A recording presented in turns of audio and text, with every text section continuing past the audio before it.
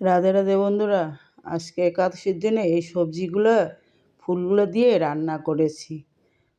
এইগুলো কেটে নিয়েছি এইভাবে, মোচা, থোড়, সব বাঁধাকপি টপি দিয়ে সব সুদ্ধা মিলে কেটে নিয়েছি।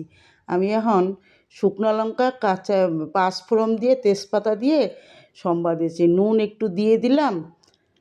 আমি এগুলো একটু আদা বাটা, টমেটো আর গোলমরিচ থেতো করে দিয়ে দিচ্ছি। এইগুলো দিয়েই রান্নাটা হবে, একাদশীর রান্না আমার। সবজিগুলো একাদশীতে এগুলো খাবো।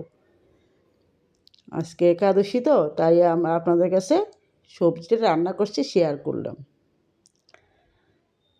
এইভাবে আমি সবজিটাকে বানাচ্ছি। নুন হলুদটাও একসঙ্গেই তেলের মধ্যে ঢেলে দিয়ে এলাম, তাহলে কোনো গন্ধ টন্ধ করবে না। সাদা তেল দিয়ে রান্নাটা হচ্ছে। আমি এখন সবজিগুলো ঢেলে দিচ্ছি।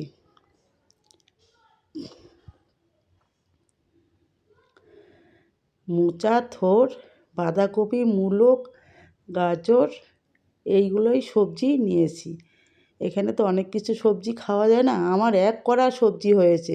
একদম বাঁধাকপি আছে তো, একদম মজে অল্প হয়ে যাবে, অতটাও থাকবে না। আমার মজেই গিয়েছে সবজিগুলো।